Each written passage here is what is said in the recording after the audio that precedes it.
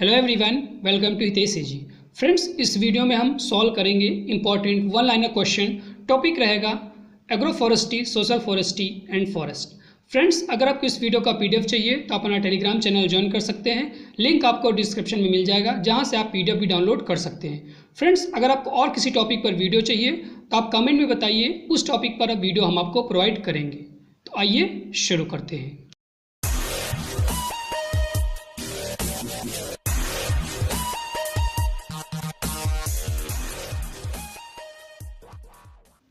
National research centre for agro forestry is in. जो agro forestry का national research centre है वो कहाँ पर लोकेटेड है? तो वो है हमारा झांसी में। करेक्ट ऑप्शन क्या हो जाएगा? झांसी, जो कि उत्तर प्रदेश में है, जो कि 1998 नहीं होगा, 1988 होगा। ठीक है, ये रॉन्ग है, 1998 नहीं होगा, 1988 हो जाएगा। क्या हो जाएगा? 1988 में इसकी स्थापना झांसी में की गई। ठीक है, तो इसका हम पीडीएफ में सही कर देंगे। जब आपको पीडीएफ मिलेगा तो उसमें 1998 लिखा रहेगा। यहाँ पर आपको ध्यान रखना है कि 1998 नहीं होगा, 1988 करेक्ट ऑप्शन हो जाएगा। Agro forestry is a form of multiple cropping. जो एग्रो फॉरेस्ट्री है वो एक प्रकार की मल्टीपल क्रॉपिंग है, जहाँ पर हम लोग एक से ज़्यादा क्रॉप लेते हैं। मीन्स एग्रो फॉरेस्ट्री में हम लोग एग्रीकल्चर क्रॉप लेते हैं, साथ में फॉरेस्ट क्रॉप जो ट्री क्रॉप्स होती है, हॉर्टिकल्चर क्रॉप्स होती है, उनको कल्टीवेट करते हैं। साथ में हम लोग पॉस्चर मैनेजमेंट भी करते हैं, और एक्वाकल्चर का भी कल्टीवेशन हम लोग एग्रो फॉरेस्ट्री के अंदर करते हैं। Area under the forest land in India is 71.22 million hectare. ठीक है, इंडिया में जितना एरिया है, जो 328 मिलियन हेक्टेयर जो एरिया है, उसमें से 71.22 मिलियन हेक्टेयर एरिया पर हमारा फॉरेस्ट है, जो कि 21.6% होता है जियोग्राफिकल एरिया का। ठीक है, हमारे इंडिया में फॉरेस्ट कितने हैं? 21.6% of the total geographical area, जो कि 71.22 मिलियन हेक्टेयर है। Area under forest land plus tree cover is 24.56 million hectare percent. ठीक है, इंडिया में फॉरेस्ट कितना है? 21.67%। अगर हम लोग जो ट्री कवर है और फॉरेस्ट को मिला दें तो हमारा जो एरिया हो जाता है वो 24.56% हो जाता है। Optimum area under the forest required is. ठीक है, जितना एरिया होता है कंट्री का, उसका कितना परसेंट फॉरेस्ट रिक्वायर्ड होता है एक प्रॉपर बैलेंस के लिए? तो 33% ऑफ द जियोग्राफिकल एरिया। ये इंपॉर्टेंट क्वेश्चन है, इसको आपको याद रखना है। जितना कंट्री का एरिया होता है उसका 33% फॉरेस्ट होना चाहिए। ठीक है, इकोलॉजिकल बैलेंस के लिए। Contribution of forest product to Indian GDP. ठीक है, इंडियन जीडीपी में कितना कंट्रीब्यूशन होता है फॉरेस्ट प्रोडक्ट का? तो वो 1.7%। ठीक है, इंडिया की जितनी जीडीपी है उसका 1.7% हमारा फॉरेस्ट प्रोडक्ट कंट्रीब्यूट करते हैं। और वर्ल्ड जीडीपी में 2%। ठीक है, वर्ल्ड जीडीपी में कितना? 2% कंट्रीब्यूशन होता है फॉरेस्ट प्रोडक्ट का। Highest forest product producing country कौन सी कंट्री है जहाँ पर सबसे ज़्यादा फॉरेस्ट प्रोडक्ट प्रोड्यूस किए जाते हैं? तो वो यूएसए में, जहाँ पर 27.6% जो प्रोडक्ट है वो फॉरेस्ट प्रोडक्ट होते हैं। उसके बाद ब्राज़ील है, जहाँ पर 10.8%। देन कनाडा, जहाँ पर 9.5% फॉरेस्ट प्रोडक्ट होते हैं। Indian forest act came in existence in. ठीक है, जो इंडियन फॉरेस्ट एक्ट है वो कब आया एग्जिस्टेंस में? तो 1927। क्या हो जाएगा? 1927। ये सभी क्वेश्चन वन लाइनर है, आपको मेमोराइज करना है। ठीक है, एग्जाम में पूछे जाएंगे।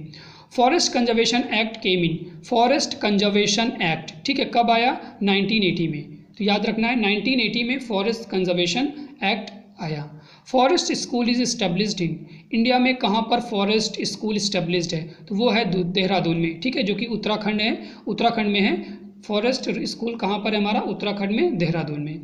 वन महोत्सव day is in India is celebrated on. ठीक है, वन महोत्सव इंडिया में सेलिब्रेट किया जाता है, तो वो 1 से 7 जुलाई। ठीक है, फर्स्ट वीक ऑफ जुलाई, 1 से 7 जुलाई के बीच हमारा वन महोत्सव इंडिया में सेलिब्रेट किया जाता है। वर्ल्ड फॉरेस्ट्री डे 21 मार्च। ठीक है, वर्ल्ड फॉरेस्ट्री डे 21 मार्च को सेलिब्रेट किया जाता है पूरे वर्ल्ड में। International centre for research in agro forestry means ICRAF कहाँ पर है? तो ये नैरोबी में है, जो कि केनिया में है। ठीक है, कंट्री क्या है? केनिया। जगह कहाँ पर है? नैरोबी में, जो कि 1978 में इसका इस्टेब्लिशमेंट किया गया। ठीक है, international centre for research in agro forestry most important है, कहाँ पर है? नैरोबी में। आगे देखते हैं। A forest system which promote commercial tree growing by farmers on their own land. ऐसा फॉरेस्ट सिस्टम जहाँ पर कॉमर्शियल जो कल्टीवेशन होता है फॉरेस्ट का, फार्मर अपने लैंड पर खुद उगाता है, तो उसे हम लोग कहते हैं farm forestry.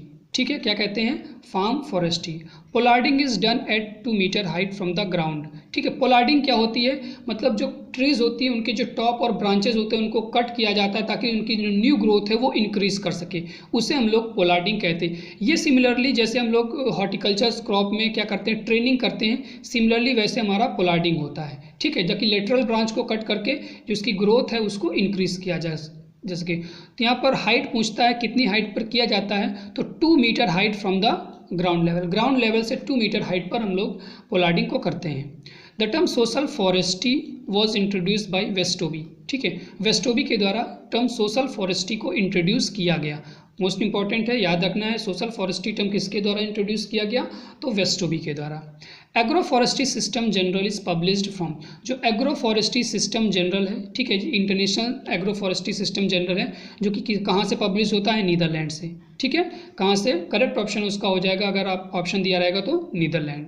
Shifting cultivation is mostly prevalent in, जो शिफ्टिंग कल्टीवेशन है वो सबसे ज़्यादा प्रेवलेंट कहाँ पर है, तो नॉर्थ ईस्ट इंडिया। ठीक है, जो नॉर्थ ईस्टर्न रीजन है वहाँ पर सबसे ज़्यादा north shifting cultivation most prevalent है। शिफ्टिंग कल्टीवेशन का मतलब होता है कि जो ट्रीज़ हैं उनको कट करके वहाँ पर क्रॉप उगाई जाती है, उसके बाद जब उसकी फर्टिलिटी लॉस्ट हो जाती है, ख़त्म हो जाती है, तो वापस हम लोग दूसरी जगह जाते हैं, वहाँ पर ट्रीज़ को कट करते हैं, वापस से हम लोग क्रॉप को ग्रो करते हैं। Home garden found in tropics are one of the classical example of agri silvi pastoral system. ठीक है, होम गार्डन किसका एग्जाम्पल है, तो एग्री सिल्वी पॉस्चरल।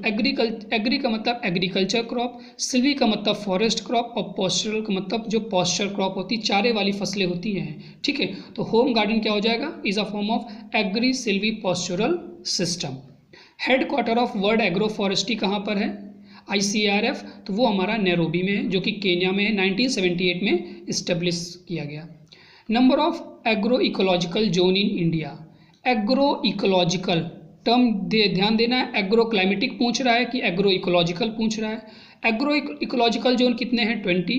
अगर ICR के द्वारा कितने डिवाइड किए गए हैं तो एग्रो इकोलॉजिकल जोन कंट्री में, तो वो 8 हैं। ठीक है, ICR के द्वारा 8 जोन्स हैं और ऐसे हमारे 20 जोन्स हैं।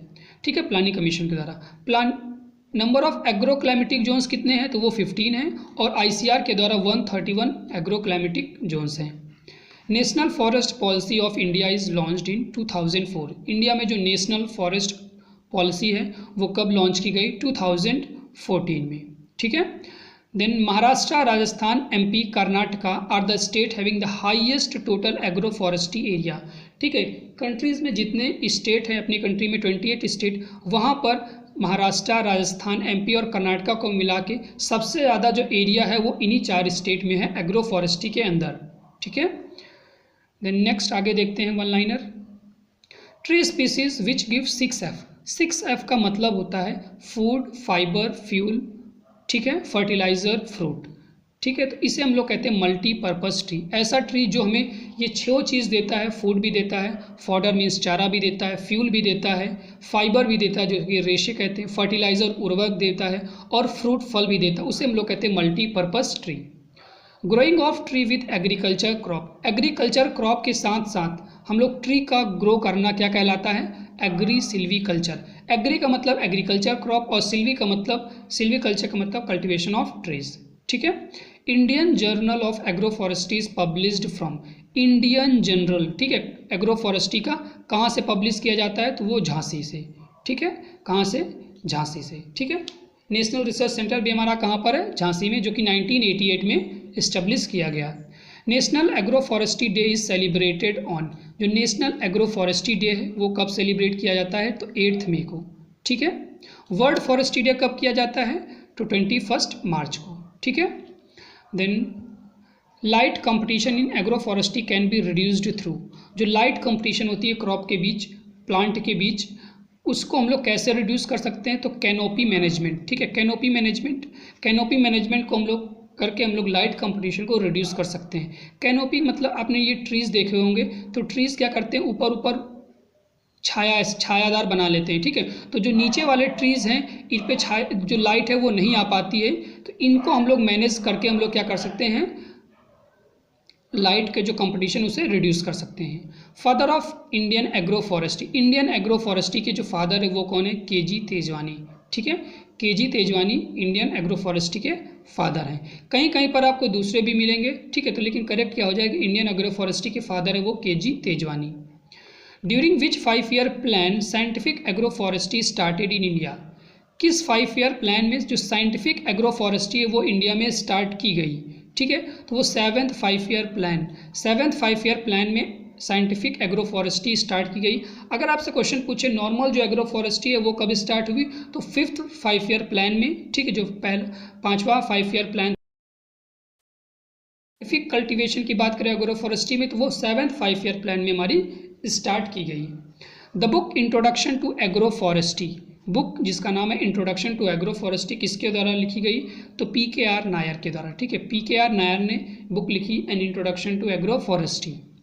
Famous timber market in India is, जो फेमस टिम्बर मार्केट है इंडिया में वो कहाँ पर है, तो यमुनानगर, जो कि लोकेटेड है हरियाणा में, ठीक है, यहाँ पर एक फेमस टिम्बर मार्केट है।